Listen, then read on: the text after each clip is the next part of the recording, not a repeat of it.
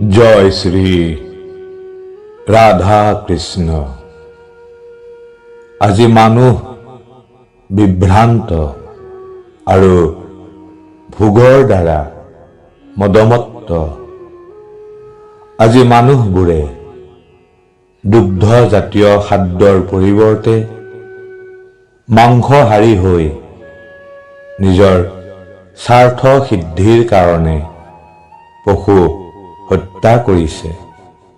সমাজত বিশৃংখলতাৰ সৃষ্টি কৰিছে। এখন ৰাষ্ট্ৰই আন এখন ৰাষ্ট্ৰক শোষণ কৰিছে। জনসাধাৰণ আত্মতত্ত্ব জ্ঞানহীন হৈ অৰ্থনৈতিক উন্নতি, বিলাসিতা, ইন্দ্ৰিয় তৰ্পণ মোহৰ দ্বাৰা পৰিচালিত হৈছে। লাইফ এণ্ড গড চেনেলটোলৈ সকলো ভক্তবৃন্দক স্বাগতম জনাইছোঁ। প্ৰভু বাকে বিহাৰী সকলোৰে মংগল কৰক, কল্যাণ কৰক।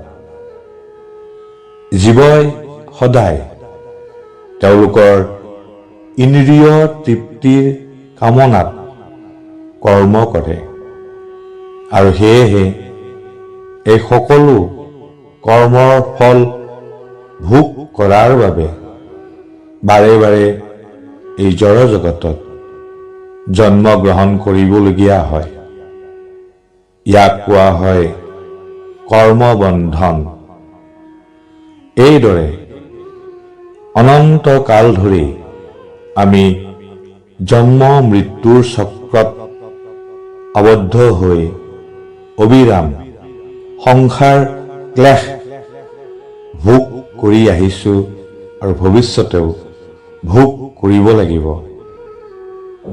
আজি সমাজৰ প্ৰায় সংখ্যক মানুহে কাম, ক্ৰোধ, লোভ, মোহ আদিৰ দ্বাৰা পৰিচালিত আৰু এই অহংকাৰ, দৰ্প, ক্ৰোধ, কাম আদি মিশ্ৰিত বুদ্ধিৰ দ্বাৰা পৰিচালিত হৈ এইটো মোৰ দেহ, এইটো তোমাৰ দেহ, মই হিন্দু, তেওঁ মুছলমান, মই অসমীয়া, তেওঁ বংগালী, বিহাৰী আদি শ্ৰেণী বিভাজনৰ সৃষ্টি কৰি ব্যাপক হিংসাত প্ৰবৃত্ত হোৱা দেখা যায়। এই প্ৰকাৰ হিংসা পৰায়ণ ক্ৰোধ নৰধামসকলক ভগৱানে তেখেতৰ মায়াৰ ত্ৰিশূলত বদ্ধ কৰি পুনঃ পুনঃ নানা প্ৰকাৰ অশুভ, অসুচি অসুৰ কুলত নিক্ষেপ কৰে। যিসকলে আজি ধনৰ বলত, শক্তিৰ বলত বলীয়ান হৈ হিংসা, প্ৰতাৰণা কৰি আনন্দ উপভোগ কৰিছে, তেওঁলোকে পিছৰ জনমত ইয়াৰ শাস্তি ভোগ কৰিবই লাগিব। কাৰণ কৰ্মফল মানুহে ভোগ কৰিবই লাগিব। ইয়াৰ পৰা কোনেও নিস্তাৰ নাপায়। কাৰণ জীৱাত্মা বা আত্মাৰ মৰণ নাই।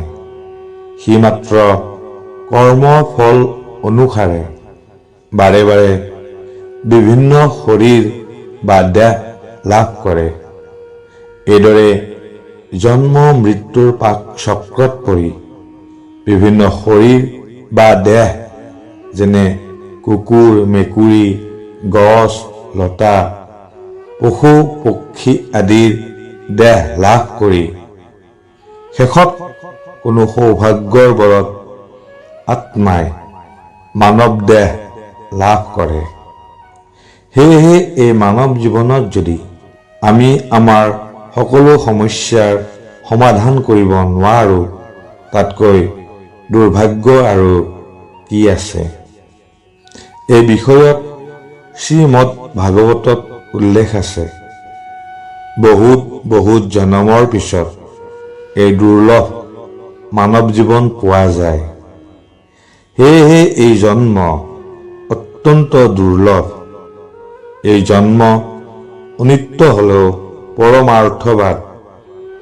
সেয়েহে ধীৰ ব্যক্তিসকলে যি পৰ্যন্ত পুনৰাই যাতে জন্ম নাহে সেই ব্যৱস্থা কৰিব নোৱাৰে, তেতিয়ালৈ পৰম কল্যাণময় কৰ্ম কৰি যায়। এই পৰম কল্যাণময় কৰ্ম হৈছে অমৰত্ব লাভ। আৰু অমৰত্ব লাভৰ অৰ্থ হৈছে এই জড় শৰীৰ ত্যাগ কৰি চিন্ময় শৰীৰ বা দেহ প্ৰাপ্ত হোৱা আৰু চিন্ময় অমৰ জগতলৈ উভতি যোৱা। নিঃসন্দেহে আমি অমৰত্ব লাভ কৰিব পাৰোঁ। সেয়েহে ভগৱানে কৃপা কৰি আমাক মানৱ জনম দিছে। ইয়াক যদি আমি সৎব্যৱহাৰ কৰিব নোৱাৰোঁ, তেনেহ'লে আমাৰ আৰু দুখৰ সীমা নাথাকিব। এই অমৰত্ব লাভ কৰা পথ অতি সহজ। কেৱল মাত্ৰ কৃষ্ণ ভাৱনাত ভাবিত হোৱা। সেয়েহে ভগৱান শ্ৰীকৃষ্ণক এবাৰ হ'লেও স্মৰণ কৰক, তেওঁৰ নাম জপ কৰক।